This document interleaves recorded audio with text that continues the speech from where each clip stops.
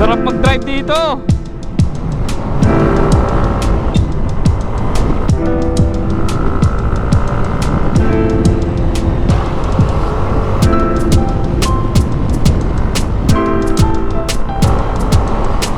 Daming on-offs.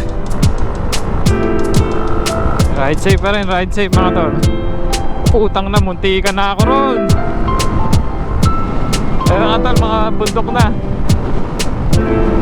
Wow, napaka Malagabaldon vibes mga tol, no? Malagabaldon vibes. Ganda. Sana kasama ko si Love ngayon para nakikita niya to, no? Pagas tayo, para dire-diretso mga tol, pagas tayo. Dito na lang, premium. Wow, may nakalula, gagi. Oh, ganda. Hindi talaga nakakasawa yung mga bundok. What's up mga tol? So, nagkaroon ako ng konting problema. Meron pa ako inasikaso dito sa opisina. Kaya na-late na tayo. Sobrang na-late na tayo ng alis. Alas 12 na mga tol. 12:34 na ng tanghali. Ngayon pa lang ako pa-take off papunta ng Isabela. Ilagan Isabela. Kaya yun. Pero okay lang yan. Tuloy pa rin naman tayo kahit ano mangyari. So ride safe sa akin mga tol. Ride safe. Update na lang ako kung nasaan na ako mga tol. Kasi malayo-layo pa. So dito mag-reset na ako ng trip. Mag-reset ako ng trip dito para alam natin kung ilan ang tatakbuhin natin. Trip 1. Yan. Yung trip to pagbalik na mga tol. So 0-0. Yun nga, try ko i-document yung mga magagandang tanawin sa Isabela, papuntang Isabela, sa kunyari sa mga Biskaya, ganyan, yung mga buntok dyan, zigzag road. First time ko to, biyahe ng Ilagan, Isabela mga tol. Nakapunta na ako dati sa Biskaya, sa Dupax, na nakamotor din. Dati kong Aerox gamit ko. So yun, mag gloves na ako para dire-diretso mga tol. Gloves muna tayo. May dala akong fan belt para in case masiraan tayo sa daan, no? Yeah. Medyo excited ako, na medyo kinakabahan kasi ngayon pa lang ako makakabiyahe ng ganito kalayo. So ayon kay Google Maps mga tol, 6 hours and 46 minutes 6 hours and 45 minutes mula dito sa San Isidro hanggang San Isidro Nueva Ecija hanggang Ilagan Isabela. So ride safe mga tol. Let's go. Bira na tayo. Ingat. Let's go.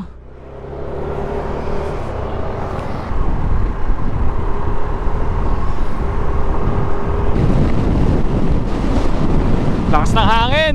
Sarap sana bumira dito. Lakas ng hangin pa sa lubong. Balok. Mabuhay balok. Lakas ng hangin. Yatangay ako. Wow, ganda. San Jose na ba to? Oo, San Jose Nueva Ecija na. Paka-traffic pala dito. Ay, simbahan. Diretso pa. Natatanong ko na ang mga bundoks. Kung ako pinadaan mo dyan, bossing. Boom. Tricycle U-turn. Oh. Woohoo! Nasa bundok na mga tol. Sarap mag-drive dito.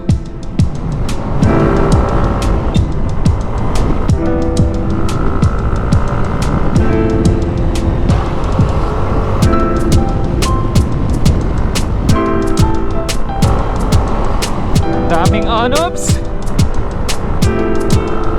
Ride safe pa rin, ride safe mga tol. Putang na, munti ka na ako ron. Ayun nga tol, mga bundok na. Wow, napaka Malagabaldon vibes mga tol, no? Malagabaldon vibes. Ganda. Sana kasama ko si Love ngayon para nakikita niya to, no? Pagas tayo, para dire-diretso mga tol, pagas tayo. Dito na lang, premium. Florida. Init. Lawak dito. Ito sinasabi ko, nasa likod tayo ng truck, wiset. Tapos nasa gitna natin yung truck. Nasa pagitan tayo ng truck. Pero patag naman dito, hindi pa naman paahon. Para saan pa ang pagiging single ng motor kung di natin gagamitin? Dito na tayo sa gilid. Total, pakaliwa naman sila.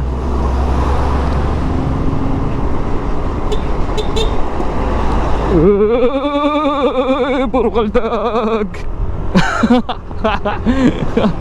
Wow, may nakakalula, gagi.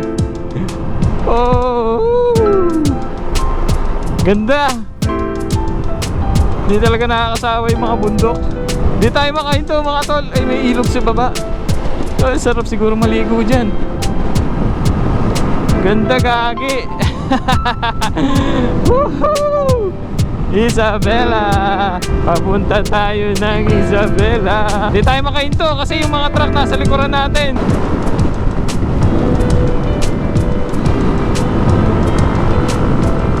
Ganda. Nakalula, ang taas dun, oh. Grabe.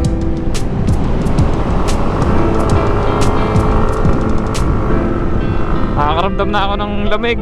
Gumiginaw-ginaw na. Gumiginaw-ginaw. Eh, kita nyo ba ito mga tol, oh? Puro pasigsag. Puro pasigsag. Oh! Kaya natin yan. Huwag lang masyadong bumaking.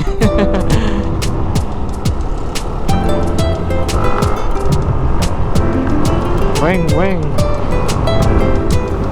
Dito mga tol, alas 3 na nung nakarating tayo ng boundary ng Nueva Ecija at Vizcaya. Tapos na ang Karanglan.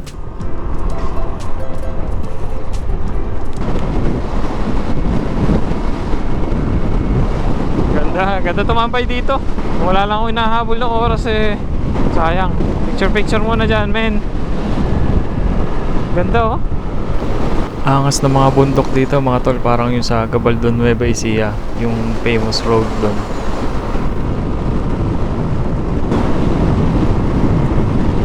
Ganito pala bundok dito, kulay brown.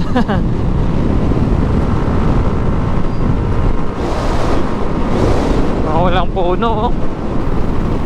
Dito ako nahirapan mga tol sa gawing Vizcaya. Sobrang tagtag kasi nung mga daan dito.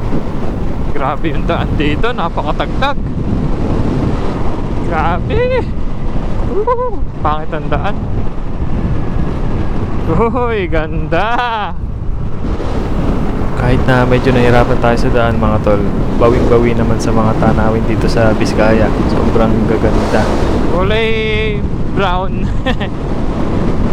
Mga tuyot.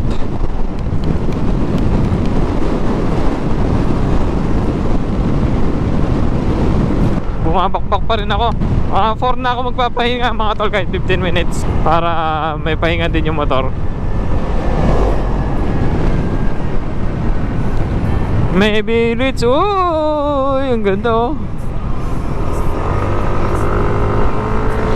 Cause I know you never change. Basta Dupax Norte and Sur. Alright, nasa Dupax na tayo. Time check 3:49 PM. Ay, Diyos ko, 150 kilometers pa. Nakaka 161 na tayo. Bali, isang ganito pa. Halos, no, mga tol. Isang ganito pa bago tayo, bago tayo makarating sa ating destinasyon. Uy, sumayad. Ang tindi dito. Diyos ko, pala. Kapagod pala magmotor dito. Papuntang Isabela. Pangit ang pagkakakonstruct ng daan. Ang tumatalbog. Di kasi pantay eh. Kasi paangat siya eh. Di pantay yung daan kasi.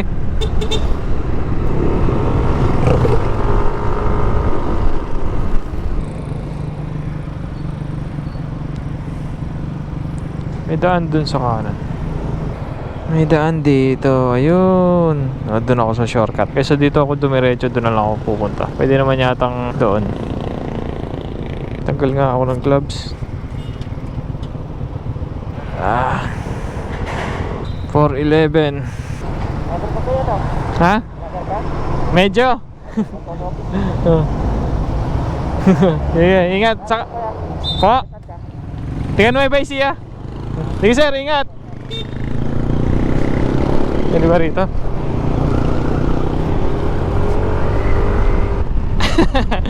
Vlogger ka, medyo ka ako. Nakita yung sticker natin dito sa harap. Eh, pinapago na. Sayang, di pa kami nagkausap ng konti. Ingat sa kanya, ingat. Ride safe. Cute na aso. Hello!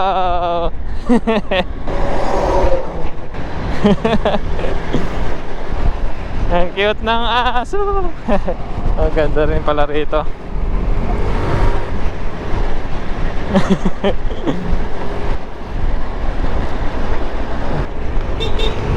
Bye bye.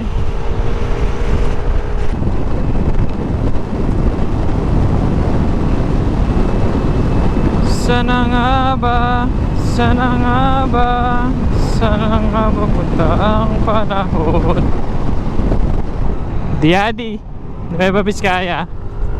Ano ba to? Parang January yung ano. Vizcaya, walang katapusan. Diadi pa lang. Diajay o Diadi? Diajay. Napakalamig dito. Parang di umaaraw dito sa Vizcaya. Sa Santiago na siguro ako magmimerienda mga tol. Naabot tayo sa bundok ng ano, ng alas 4. Time check 4:41. Nakaka ilan ba kilometers na tayo? Teka, trip 1. Ayan, 209 kilometers. Bali meron pa tayong 100 kilometers pa. Grabe. Ano ba tong ginawa ko? Pahinga muna ako dito mga tol. Nakita ko na ihon dito, barbecuehan. Tatlo nga po. Ano po ito? Bituka? Hindi, ito. Isaw po ng baboy. Isaw ng baboy. Magkano? 15 isa? Tsaka isa lang nito. Tatlong barbecue tsaka isa. Ay, tigas pa naman yung gulong natin mga tol.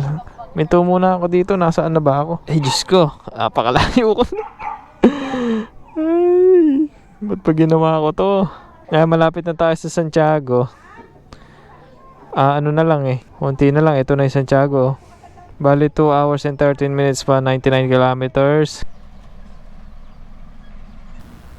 Dito mga tol, huminto muna ako. Nakakita kasi ako ng ihawan dito. Bali, nagmerienda na lang ako, barbecue, tsaka nagkape na lang ako para magkaroon ng laman yung tiyan natin.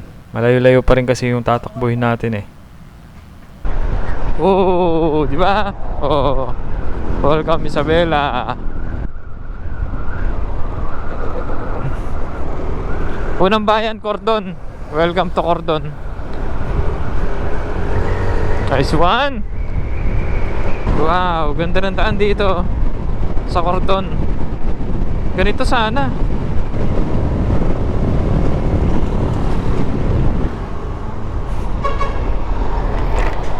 Bayan ng Cordon. Grabe. Parang na-realize ko ang pangit pala ng ginawa ko. Nagmotor ako dito. Bagay, experience din to mga tol. Experience ko rin to. Doon lang naman pangit yung kalsada sa Vizcaya. Pagdating dito sa Cordon, okay na. Pagdating dito sa Isabela. Dati na kasi ko napunta ng Alicia sa mga way back 2017. Yan, tsaka sa Jones 2018 mga tol. 2018 pala ako napunta ng Alicia. Tapos napunta rin ako ng Jones sa may bundok din. 5:44 PM mga tol. Time check 242 kilometers. Andito na tayo papunta ng Ramon. Tama. Ramon Isabela. Dito tayo pinadaan ni Google Maps. Sabi mas mabilis daw dito. Sige, tignan natin kung mas mabilis nga dito. Kabatuan mga tol, Isabela. Gabi na no, 6:16 na. Ito, nasa Kabatuan na ako. Ay, dito medyo naging traffic na. Ayoko na umovertake. Medyo nagpapahinga-pahinga na lang ako. Sakit na ng likod ko eh. Siguro, madilim na sa inyo. Madilim na sa camera mga tol. In-update ko lang kayo kung nasan na ako. Konti pa. 37 kilometers na lang. Konti pa. Isang oras na lang. Oh my God! Ang lamig! Lamig! Putek! Woo! Shit! Shemay! 6:40. 6:40 PM, 287 kilometer mga tol. Andito na ako sa Kawayan. Tama, Kawayan. Paliko na ako ng Pailagan, kaliwa. Daming tricycle din pala dito. SM Kawayan. Uhoy, nasa SM Kawayan na ako, men. Ano to? What is that? Ganda. Ganda dyan ah. May pasyalan. Ay, isa. Sulong pa. Sulong pa, City of Ilagan. Ayan na, Ilagan na tayo. Mga tol, nandito na tayo sa bahay. Bali parang bed space siya. May dalawang double deck pero ako lang yung nakatira dito. So safe naman yung biyahe natin mula Cabiao Nueva Ecija hanggang dito sa Ilagan, Isabela. Grabe, naka 315 tayo. 315 kilometers. Umalis tayo sa San Isidro kanina 12:30 PM. So nakarating tayo dito sa bahay 7:15 PM na. Ang gabi na. No vendors allowed. Dito ako sa Capitol ng Ilagan mga tol eh. Alas 8 na pala. Di pa rin ako makapaniwala na nakapagmotor ako dito sa Ilagan. Ay, grabe. Lamig. Cancer, you don't underestimate me just because of you. So second day na mga tol. Bali naghahanap nga pala ako dyan ng speaker para sa replacement dun sa may carousel. Mamaya ipakita ko sa inyo yung carousel. Dito nga pala ako nakabili sa Mega Saver dito sa malapit lang sa may tinitiran ko. So ayan mga tol, kain muna tayo habang hinihintay yung speaker. Siyempre pagka Isabela, di ba? Sikat yan sa mga pansit. Ayan mga tol, yung pansit na sinerve sa akin, bali 100 pesos yan. May Shanghai, may itlog, tsaka yung pansit. May mga karne rin. So tara, kain muna tayo mga tol. Pansit batil patong yata ang tawag dito. Bali, ito nga pala yung carousel mga tol. Double story carousel to, malaki-laki to. 40 seater pataas yata ito. Ito yung sinadya ko dito.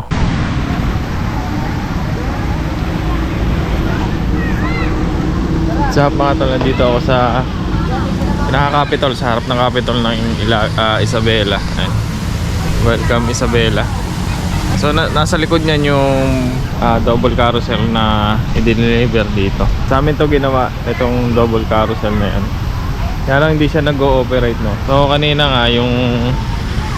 tanghali nga pinalitan namin yung speaker nito, kaya lang hindi ko na rin na-i-vlog. Itsura niya.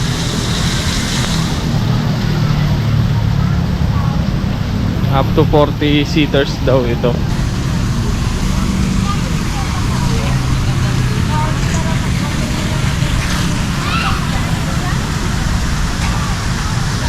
Wala na pala yung night market dito. Kape fiesta lang kasi dito eh. So yung mismo Capitol nandito lang sa likod. Siguro hanggang dito na lang mga tol, no? At bukas naman kasi trabaho rin naman yung gagawin ko, kaya hindi ko na siya maiba-vlog. So yun lang naman, yung biyahe lang natin mula Nueva Ecija hanggang dito yung blinag ko. Yun, kung nakaabot kayo dito mga tol, maraming salamat sa inyo. Maraming salamat sa inyo. So ingat tayo, ingat kayong lahat. Love you all, peace out.